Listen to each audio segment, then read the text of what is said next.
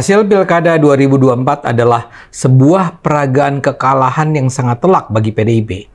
Teman saya, Andre Vincent Wenas, sudah menurunkan tulisan yang menunjukkan bahwa berdasarkan hasil quick count, di 10 provinsi dengan jumlah penduduk terbanyak, PDIP terkapar.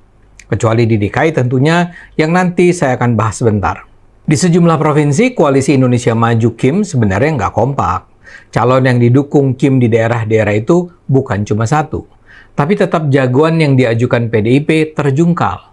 Sebagai contoh, di Banten, PDIP bersama Golkar mendukung Airin yang semula dianggap sebagai kandidat dengan tingkat elektabilitas tertinggi.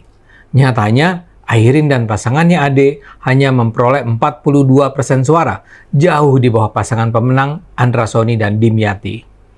Bahkan di daerah basis utama PDIP, Jawa Tengah, calon mereka terkapar juga.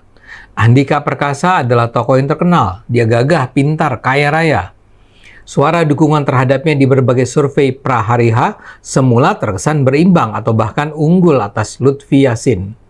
Namun dalam kenyataannya, suara Andika tertinggal lebih dari 18% dari Lutfi. Ini terjadi di provinsi yang selama ini sebenarnya dikuasai PDIP. Lalu apa yang sebenarnya terjadi? Saya percaya penyebab utamanya adalah mayoritas rakyat Indonesia sudah bosan, jenuh, bahkan marah dengan PDIP. Saya sejak lama sudah mengingatkan, PDIP harus mengubah gaya berpolitiknya. Mereka sudah terlalu lama merasa sebagai partai pemenang. Bu Megawati sudah terlalu lama menganggap dirinya sebagai pemimpin yang perintahnya wajib dipatuhi. Ini tercermin dalam gayanya yang meminta semua kader partai untuk menerima diperlakukan sebagai petugas partai. Megawati berulang kali mengatakan tidak ada keberhasilan kader partainya tercapai karena kemampuan dan keberhasilan orang itu. Megawati menegaskan, bahkan seorang Jokowi pun bukan siapa-siapa kalau bukan karena PDIP. Satu hal yang dilupakan Megawati adalah ucapan dia, penampilan dia, mimik dia, semua bisa dilihat langsung oleh masyarakat luas melalui media sosial. Di masa lalu, Megawati mungkin sudah melakukannya di dalam tubuh partai, tapi itu tidak sampai terlihat oleh rakyat Indonesia. Kini semua terbuka luas. Kini orang bisa melihat langsung bagaimana Megawati mengomel, menghardik orang-orang dan bahkan tokoh-tokoh yang dianggap seolah adalah para pekerjanya, bawahannya. Bagaimana dia mengomel terhadap sekjennya Hasto Kristianto, terhadap calon presiden yang diajukan Ganjar Pranowo, dan bahkan terhadap Presiden Jokowi dapat disaksikan rakyat, dan apa yang disaksikan rakyat itu membangun persepsi tentang PDIP. Hal terburuk yang dilakukan Megawati adalah perlakuannya terhadap Jokowi. Masyarakat tahu bahwa perintah pembatalan acara Piala Dunia Junior di Indonesia tahun lalu terjadi karena perintah Mega. Masyarakat juga tahu bagaimana Mega dengan sengaja tidak melibatkan Jokowi dalam proses pemilihan Ganjar sebagai capres. Masalah terbesarnya, Jokowi adalah presiden yang dicintai rakyat. Dia barangkali bukan pemimpin yang jago berpidato di depan rakyat seperti ayah Megawati, Bung Karno misalnya. Sebagai presiden, dia mungkin tidak nampak berwibawa. Postur tubuhnya juga tidak gagah, tapi pikirannya, kebijakannya, sikapnya sangat menawan hati rakyat. Jokowi bisa saja menjadi sasaran kebencian dan kebohongan, tapi segenap serangan itu justru semakin meningkatkan kecintaan masyarakat terhadap Jokowi. Jokowi dipercaya sebagai presiden yang mencintai rakyatnya. Jokowi dipercaya sebagai presiden yang sungguh-sungguh berusaha mensejahterakan rakyatnya. Jadi, Jokowi adalah orang baik yang dicintai rakyat. Tapi orang ini malah dirujak habis oleh orang-orang PDIP. Bukan hanya Mega yang merendahkan dia, tapi juga ada banyak pimpinan dan tokoh PDIP yang tanpa malu-malu melakukannya. Sampai menjelang pilkada berlangsung, pimpinan PDIP masih merasa perlu menyerang dan bahkan memfitnah Jokowi. Hasto Kristianto misalnya muncul dalam podcast Akbar Faisal. Di sana dia diminta mengomentari cerita dari Koni Bakri yang menyatakan Hasto dalam waktu dekat akan ditersangkakan atas dasar tuduhan yang mengada-ada. Hasto menjawab dengan menuduh Jokowi marah karena dia mengkritik sang mantan presiden, termasuk di dalam disertasinya. Jokowi menurut Hasto memiliki ambisi kekuasaan dan ingin menempatkan keluarganya di posisi-posisi politik strategis. Tapi dengan gagah Hasto mengatakan dia tidak takut. Dia bilang kalau di masa lalu para tokoh PNI digantung dengan tersenyum, dia pun akan melakukan hal serupa sekarang. Tapi kalau Hasto menyangka ceritanya itu akan membangun simpati masyarakat, dia salah besar. Hasto itu bukan tokoh yang dicintai rakyat. Dia dikenal sebagai pembenci Jokowi. Rakyat bahkan masih ingat bagaimana dia sudah dipanggil dan diperiksa KPK terkait dengan dugaan korupsi proyek jalur kereta api di Direktorat Jenderal Perkeretaapian. Dia juga disebut-sebut berperan dalam kasus penyuapan dan penghilangan Harun Masiku. Kredibilitas Hasto di mata masyarakat umum tuh rendah. Sayangnya Hasto tidak menyadari itu. Jadi kalau tuduhan tentang Jokowi itu datang dari Hasto, mayoritas rakyat justru tak akan percaya.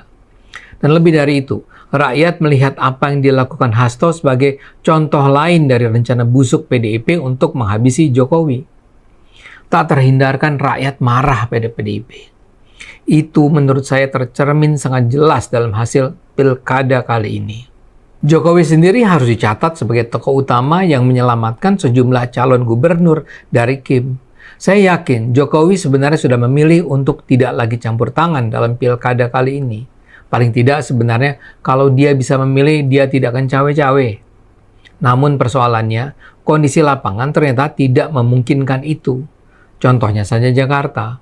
Suara Ridwan Kamil jauh tertinggal dari Pramono karena kubu Kim pendukung Ridwan tidak bekerja sungguh-sungguh. Ini menjadi masalah besar karena figur Ridwan sendiri kepalang sebelumnya sudah tidak populer di mata rakyat Jakarta. Antara lain karena komentar-komentarnya tentang Jakarta di masa lalu. Ditambah lagi dengan joke Ridwan dan Suswono tentang janda yang sama sekali tidak pantas. Ketertinggalan Ridwan sudah terdeteksi sebelumnya. Karena itu Jokowi terpaksa ikut menunjukkan dukungannya terhadap Ridwan. Sayangnya waktunya terlambat. Yang juga menarik adalah Jawa Tengah. Faktor dukungan Prabowo tentu saja penting. Tapi fakta bahwa Jokowi benar-benar turun untuk ikut berkampanye adalah hal yang luar biasa. Megawati sudah menyatakan Jawa Tengah tidak boleh lepas. Megawati sendiri turun tangan di sana. Tapi itu semua menjadi tidak berarti ketika rakyat Jawa Tengah menyaksikan Jokowi bersama Prabowo secara jelas mendukung Lutfi. Menurut saya, kecintaan masyarakat Jawa Tengah terhadap Jokowi dan Prabowo lebih besar dari kecintaan mereka terhadap Mega dan PDIP. Popularitas Andika bisa jadi lebih tinggi dari Lutfi. Saya paham kalau banyak pihak yang percaya bahwa peluang Andika untuk menang sebenarnya lebih besar. Tapi ketika rakyat Jawa Tengah menyaksikan dua tokoh yang mereka cintai, Jokowi dan Prabowo mendukung Lutfi, Andika terpaksa harus merelakan peluang kemenangannya diambil Kim. Sedihnya Hasto juga menyebarkan tuduhan bahwa Partai Coklat, yaitu Polri, diperintahkan untuk melakukan penyalahgunaan kekuasaan untuk memenangkan Lutfi. Hasto seperti membangun narasi bahwa pertarungan Lutfi versus Andika di Jawa Tengah merepresentasikan pertarungan Polri versus TNI. Ini lagi-lagi cerita yang tidak masuk akal mengingat satu hal penting seolah dilupakan Hasto. Presiden Prabowo bukan polisi. Prabowo adalah tentara sejati yang tidak mungkinlah dia memerintahkan, merestui, atau bahkan sekedar membiarkan Polri digunakan sebagai alat kekuasaan untuk memenangkan Lutfi. Hasto, PDIP, meracau. Dan ini membuat nama mereka semakin merosot. Saya tidak ingin mengatakan saat ini PDIP sudah selesai. Mereka masih punya suara dan pengaruh besar. Mereka punya kader-kader muda yang ke depan bisa membawa PDIP menjadi jauh lebih besar. Tapi untuk itu, PDIP harus mengakui dulu ketertinggalan mereka. Gaya lama PDIP sudah harus ditinggalkan. Dan untuk itu saya rasa PDIP memang harus mengubah secara mendasar struktur kepemimpinan partai banteng tersebut. Mungkin sudah saatnya Mega mengundurkan diri untuk diganti oleh tokoh-tokoh muda. Harus ada gaya kepemimpinan baru yang sejalan dengan alam keterbukaan dan kebebasan Indonesia menuju kejayaan 2045. Jujur saja, yang jadi masalah bukan cuma Mega. Mega seperti dibiarkan terus melakukan blunder tanpa ada orang-orang di sekitarnya yang berani mengingatkan dia.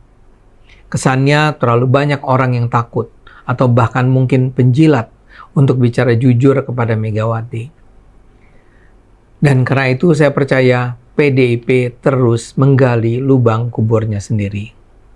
Jadi yuk kita sama-sama bangun Indonesia. Apa yang terjadi saat ini semoga memberi bahan pelajaran bukan saja pada PDIP, tapi untuk semua partai politik di Indonesia. Ayo gunakan akal sehat, karena hanya dengan akal sehat Indonesia akan selamat.